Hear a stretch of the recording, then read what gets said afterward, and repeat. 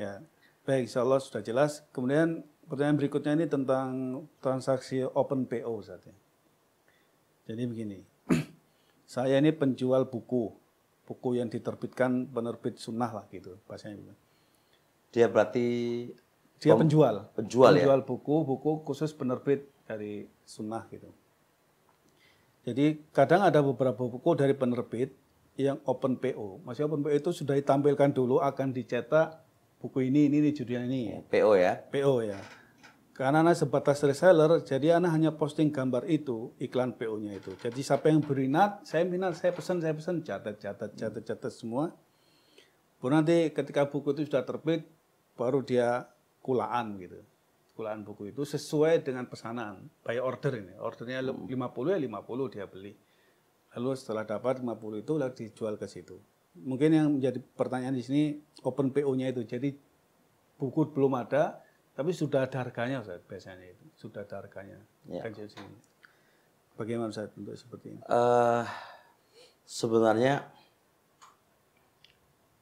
kita masuk pada hadis Nabi SAW. Nah Rasulullah al-bai'a fima la yamlik. Rasul itu melarang jual beli apa yang dia tidak memilikinya.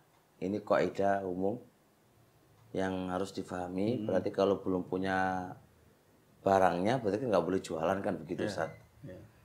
Kemudian di fuqaha itu ada yang namanya bai'ul istisna.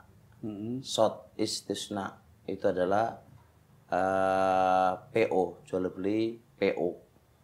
Jadi itu hanya terikat kepada orang yang pembuat barang, produksi Ustaz. Jadi orang yang produksi itu boleh menjual barangnya walaupun dia belum membikinnya, itu boleh. Lagi proses Boleh. Berarti kan kayak saya itu biasa jualan makanan gitu. Kemudian ada orang pesan ke saya 500 box untuk 1 bulan yang akan datang. Saya kan minta duitnya dulu. Oh gitu. DP kan, DP, tanda jadi. Nah itu kan saya kan belum ada barangnya. Tapi itu boleh, namanya bai'ul istisna. Gak ada masalah.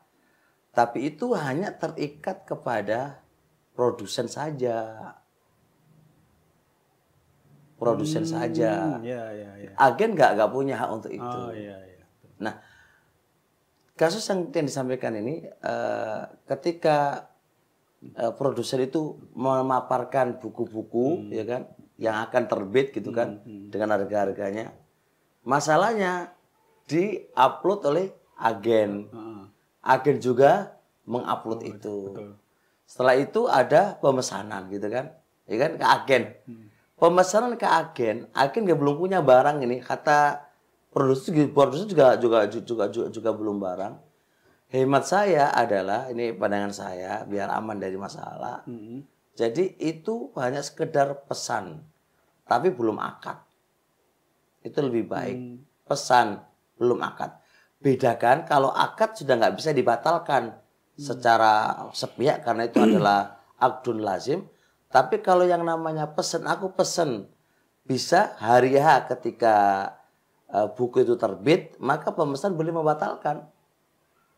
Nggak jadi mas saya mas, ya nggak usah marah-marah. Belum terjadi akad. Nah kalau sampai terjadi akad jual beli, Anda Anda belum punya barangnya loh kan itu. Loh kan sesuai itu produsen yang khusus ini hanya produsen aja, kan itu kan agen gitu loh kan. Produsen punya hak untuk bisa menampilkan walaupun dia belum punya barangnya, lagi proses, itu kan produsen dong. Nah itu adalah sebenarnya itu rukhsah dari hadis nah Rasulullah al-bai' fi ma la yamlik.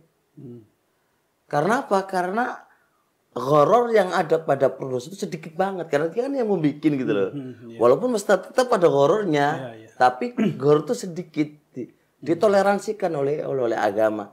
Dan dalam kaidah usul itu rukhsah itu la tata'adda ila ghair, nggak bisa diaplikasikan kepada selainnya. Pasti terkhususkan kepada dia saja gitu. Betul. Nah makanya saya bilang pemesan kepada agen jangan beli, jangan terjadi akad gitu loh. Jadi listnya cuman saya pesan, saya gitu pesan, aja. saya pesan, Iya, gitu aja ya. pesan, ingat ya, pesan itu jangan difahami sudah beli ya. Ya, Makanya boleh dibatalkan dari sebaik, nggak ada masalah. Masalahnya penjual ini nanti beli dulu sesuai pesanan kan, beli 50 buku. Nah ternyata ketika Ternyata disampaikan, udah datang kitabnya, nggak jadi Pak, ya nggak usah marah-marah. oh, resiko Ya resiko, itulah yang namanya jual beli kan, gitu loh. ya. Nah maksud jual beli kok pengen untung aja kan, yang enggak lah kan gitu. Baik, insya Allah bisa dipahami Ustaz, insya Allah.